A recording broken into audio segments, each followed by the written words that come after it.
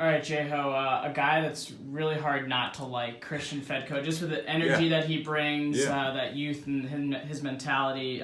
Where is his development at? We've obviously talked about how he's improved on defense, but how does he get better with the bat as well? It's hard to get better when you led the team with 15 doubles as a freshman. Yeah. Well, first and foremost, like you said, energy, and every team needs that, And this year's team, there's a lot of guys that they're a little bit on the quiet side, and there's nothing wrong with that because there's a quiet intensity right there. There's a focus level, but Christian is not that. Christian is outgoing and he's loud, but he is a phenomenal teammate. It is not an act. I mean, that he truly loves to play. He truly loves to be a part of a team, and he gives us that energy. When you have days where things are, maybe just not running the right way, just knowing that Christian Fedko is going to come up there and give you that juice, or he's going to make a play in the field and just give you a boost, and he's going to let you know about it when he comes in the dugout. He's that fire. He's that engine starter for us. So that's important for the team. From a defensive standpoint and offensive standpoint, he spent the whole summer working out. It was something that we thought that he needed for his game. He agreed with us. He wanted to work on his side-to-side quickness. He wanted to get his body a little bit stronger, and he did a phenomenal job. Our strength staff has worked really hard with him, and we saw some awesome things this fall from him. Being able to get the balls that he wasn't even close to get to last year. He's getting to those balls now. He has a good, strong arm. So from a defensive standpoint, that extra work has been huge for him. Offensively, like you said, he had a nice freshman year. But Christian, the competitor, will tell you it wasn't good enough. It wasn't good enough, and I love that attitude from him. He knows that he gave away some at bats. He's an aggressive kid. He wants to crush the baseball all the time. All right, one thing that we're trying to work on is just be a complete hitter. If that means you have to take your single to right, you take your single to right. And don't get yourself out as much. And he's having an awesome preseason. He's really just getting himself under control while keeping that explosiveness. I want him to want to drive the baseball, but I want him to understand that sometimes you got to take your walk. Sometimes you gotta hit a tough pitch. And I think he's only going to take another step for us. But the energy, that's something that our team needs. A guy that doesn't get the love in the national scene he probably should is Anthony Prado, a guy that hit well over 300 for you guys. Didn't commit an error until about 25 games in the season last year. Yep. Where does Ant take that next step here in his junior season? Sure. Anthony Prado, like a Michael Woodworth, those are baseball players. And if you have a lot of baseball players on your team, you're going to be pretty good. But Anthony has, he's started since day one at shortstop, a demanding position. He's got a great head for the game. What has plagued Anthony throughout his 2 years is just little bumps and bruises along the way, whether his back or I think the sprained thumb last year. It slowed him up at times. And he's a guy that will play through it. He will play through it, exactly. And he still had some tough luck last year. I mean, he hit 324, and you say tough luck, but I think he led the team in lineouts.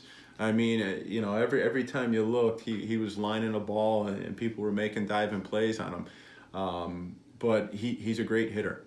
He has a great approach to the game. I think the big thing for him was to just continue to get the body strong, and he's done that. He's looked really good in the preseason. And for me, it's just be the player you are, take care of your body, do those necessary things so day in and day out, you're close to full strength. And I think if Anthony can do that, you're going to see what he does in Clearwater. That's no fluke.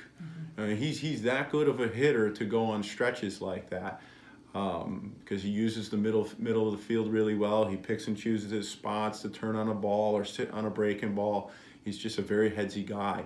I think for us, it's just continue to stay healthy, work hard, after the game to keep your body right. And if Anthony does that, I mean, there's no reason why he can't be a guy that hits 330 or higher. He has all the tools to do that. Through the fall, Chris Winkle, one of your captains, coming back, seemed like he had a lot more pop. For Winkle to take the next step, is it as easy as just cutting down those strikeouts and just putting the ball in play more often? Yeah. I mean, it could be. You always want to, when you have a high strikeout percentage or rate, you want to cut things down. And like Chris, I'm not going to tell him to go from X amount of strikeouts to say you got to cut it down halfway. If he can cut it down just a little bit, he's going to be more dynamic. I think he led our team, when he put the ball in play, he led our team in batting average. I think it was over 370. So that should tell Chris something. He not only has power, he has speed. He's a left-handed hitter that can really get out of the box. He's super athletic. So yeah, cutting down the strikeouts will help him. Power-wise, you started to see that come last year in some spurts, which was really exciting. He carried that over into the summertime in the NECBL. He ended up hitting 8 home runs for Mystic, which was great. His batting average from one summer to another summer increased about 60 points. For us, his batting average increased 40 points from his freshman year to sophomore year. The exciting thing about Chris is he continues to get better each year. He works really hard at it. We have a lot of hard workers, and I'm really fortunate to be able to have that many guys on our team. But I think all the players would tell you Chris is right there at the top in terms of just being a guy that's in the cages, getting his work done. He's doing his stretches. He's one of our best strength and conditioning guys. I mean, you've probably seen the videos where he can jump out of the gym. He takes care of his body really well. He's very serious in his work. And I just expect him to make another jump. We had a conversation over the summer. I said, Chris, you're a guy that just continues to get better because you work at it. You can't get frustrated with some things because your best baseball might be when you're 22, 23. He just continues to grow as a player. Some guys, it just comes more natural, earlier on in their career. But the way Chris works, he's just continuing to catch everyone. And I'm excited for him. I think he's going to add more pop. His glove at first base is just phenomenal. I mean, you can't throw a ball over his head, and he'll pick everything at first base. So knowing that as an infielder, that's kind of nice to have. So Chris not only being a captain, which is well-deserved, his teammates recognize how hard of a worker he is, how much of a leader he is. I expect him to make another big jump for us this year. You're getting used to working with all these California hitters. Tell us a little bit about the 2 imports this year, Cole Brodnansky and David Langer. Yeah, they're great. They're great guys. I do enjoy working with the California guys, from Isaac to Duff to Davey. I mean, to Nez. That we've had a bunch of them, and the thing I love about them, they're just baseball players. And some of the things that maybe you have to cover with a Northeast guy, and it's not their fault because they're 3-sport athletes here and they just don't play as much. We don't have to cover those things with the California guys. We can get in depth a little bit quicker sometimes. But Langer and Cole, they are good. They're deadly right-handed hitters. They can pop you. They hit line drives. I think Cole had 2 or 3 home runs this fall. I mean, the ball comes off their bats, and they're professionals in the way they go about their at bats. They can 2 strikes spoil. They can take their walk if they need to take a walk. They can get a bunt down if you need them to get a bunt down. So I think they're going to add tremendous value to our lineup after losing 3 really good hitters in Troy, Susie, and Isaac. I mean, those guys are great hitters, but I think we're able to have pieces to help replace them. But Cole and David, they do a really nice job up there. There's 3 freshmen that have stuck out to me watching fall ball in preseason: Kyler Fedko, Patrick Winkle, and Will Lucas. Kind of talk a little bit about those guys and what they bring to your group. Sure. All 3 of those guys. When you bring in freshmen, and especially in our program, we expect everyone to compete to play. We do. I mean, that's how we recruit. And the reality is, you're not always ready. I mean, you might have to, you might have to continue to just see reps and just see how the game unfolds. Just watch some games and continue to work really hard. And then when your time comes, you slowly work into it. But these three guys they're a little bit different in terms of being game speed ready. That doesn't mean that they're not gonna have their rough patches. They're freshmen still. But from a physical standpoint, from an offensive standpoint, these guys are ahead. They're ahead of I would say I would classify normal freshmen. They're competitive, and that's huge. When you get to this level as a freshman, sometimes the response is, "Whoa, this is pretty tough." But the way they respond is, if you beat them, I want to get up there again. I want to beat you. They don't back down from anything. These guys are going to be really exciting from us. Pat, I'll just touch upon all of them quickly, but Pat is at the catching position. Great receiver. Got a great frame. Big kid around 6'2". And he has a calmness to him. He has a calmness to him that you need behind the plate. You got to stay under control. From the offensive standpoint, a really nice left-handed swing. He showed us this fall that he has the ability to drive the ball. He has the ability to hit the ball the other way. He came through in some clutch spots this fall to drive guys in. So that's exciting. Kyler Fedko is a physical player that can run. He can play the infield. We've worked him out in the outfield a little bit. He can go get the baseball. But he's got different power, and it's something. If you came down and watched fall practice like you did, and you saw a couple of things, the ball comes off his bat a little bit different. Not like a typical freshman. No, and he's strong and he works really hard. It's like his brother Christian. These are two guys that literally I think they take 300 swings a day. And. Their father, Mr. Fedko, he worked them really hard, and these guys love it. They compete, and Kyler's no different than Christian when it comes to that. So I think he's going to be able to add versatility from a defensive standpoint for us, and then offensively, he's going to give us the ability, to stretch that field. He's going to hit a ball over a guy's head, and with 2 strikes, which the most impressive thing is, he'll compete. He'll compete. He will poke a ball the other way. So I think that's pretty advanced for a freshman, not just getting too carried away and just saying, I got to swing as hard as I can. He's able to cut things down and be more of a hitter. Will Lucas is another freshman that, he can pitch. He can play short. He can play third. You could throw him in the outfield if you have to. Right now, we're focusing a little bit more on the offensive and defensive standpoint. But he always has that ability to help us on the mound if we needed him to. But Will's a winner. He comes from a winning program. He went to the Little League World Series when he was in Little League. He just has that pedigree. And Will is a competitive player as well. He hit really well this fall, showing the ability to hit the ball to all fields, hit off-speed pitches. He's quick. He can run the bases. He picks things up very quickly. You say it one time to Will, it registers, and he's able to do it. So he doesn't let things speed up on him too much. So those 3 guys right there, I expect them to help this team out.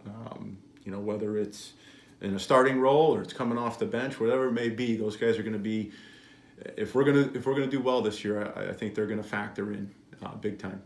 There's a lot of names that you could throw in for third base options. Yeah. But a guy that was a huge X factor for you guys last year, coming back for his junior season, it seems like whenever Simo hit or made that defensive play, you guys were going to win. Yeah. So talk a little bit about Simo being one of the top options at third, and then obviously you have a bunch of other options as well behind him. No, absolutely.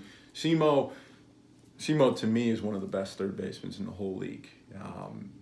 His ability to range, his ability to come get the slow roller. He has a great arm. He's just a super athlete. So even when he was struggling last year, I'm proud of the kid because he had the mental toughness to say, okay, I'm struggling right now. I got to figure out things before the game and on our practice days. But my value to this team is to stay ready to go and come in the 8th or 9th as a defensive replacement. And he did that, and he handled himself very well. And then his opportunity came around again, and I think he hit over 300 during that last month. And he was a real spark for us. Having him down at the bottom of the order right there, that lengthened our lineup out, and we were able to do so many different things. If Simo gets consistent with the bat, if he can put together consistent at bats and kind of not let things snowball at times, there's no reason why. There's no reason why he can't be one of the best defensive and offensive players in this league with his speed and his power. So I know for him, you got 2 years under your belt where he was, we were right there on going to a regional, and then last year we went to a regional. There's a lot of experience there at third base, and he's a very dynamic player. So that's a great option for us.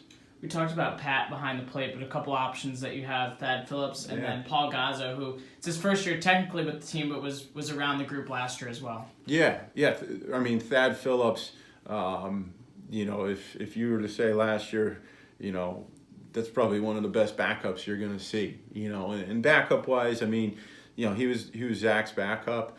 But I didn't feel we lost anything when he went back there. He had different qualities. I mean, he can pounce on a bunt. He had a quick release behind the dish.